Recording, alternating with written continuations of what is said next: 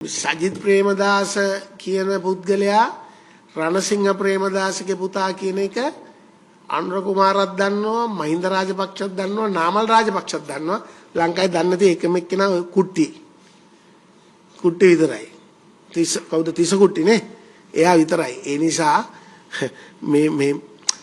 මේ පහත් දේශපාලනේ මට තේරෙන්නේ නාමල් රාජපක්ෂ කරේ තියන් යන්නේ ඇයි කියන්නේ මේ වගේ පහත් දේශපාලඥයෙක්ව නාමල් රාජපක්ෂ කරේ තියාගෙන යනවා. ඒක නෙමෙයි මට තියෙන බය.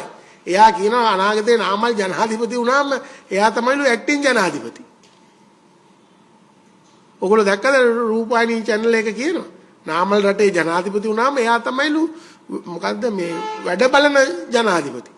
නාමල්ට දෙයියන්ගේ බේටයි අවුරුදු 20කින් ජනාධිපති වෙන්න හිටියනම් 45කින්වත් ජනාධිපති වෙන්න වෙන්නේ නිල නොලත් ජනාධිපති ෂෝක්නේ. පාර්ලිමේන්තුවේ කාන්තාවකට ගරු කරන්න දන්නේ නැති තමන්ගේ බිරිඳ කාන්තාවක් කියලා දන්නේ නැති දුවෙක් ඉන්නවනම් දුව කාන්තාවක් කියලා දන්නේ නැති වම්බොටු සංස්කෘතියක් අරගෙන පාර්ලිමේන්තුව ඇතුලේ මහින්ද රාජපක්ෂගේ නමත් කැලෑල් කරපු මිනිස්සෙක් නාමල් රාජපක්ෂ කරේ තියාගෙන යනවා. මට කියන්න තියෙන එකයි නාමල් අපි නැවතිලා ඔබ නැවතින්න. අපි නැවතිලා ඔබ නවතින්න. ඒ නිසා අපි කියන්නේ නැහැ නාමල් රාජපක්ෂ මැතිතුමා පිළිබඳව. නාමල් රාජපක්ෂ ගැන කියනකොත් මාත් රගගාව මිනිහෙක්. ක්‍රිස් ගනුදෙනුව ගැන කියන්න පුළුවන්. දලදා මාලිගාව ගාව රේස් පැද්දේවා කියන්න පුළුවන්. ලංකාවේ විච්ච විවිධ ගනුදෙනු කියන්න පුළුවන්. අපි එතනට වැටෙන්නේ නැහැ. පිටු 24 වැඩි කිරීම මත දොස්තර මාත්‍යා කියන වගේ කියන්න පුළුවන් දවස් 7ක් රාජපක්ෂලාගේ පුතු ටික කරපුවා. හරි?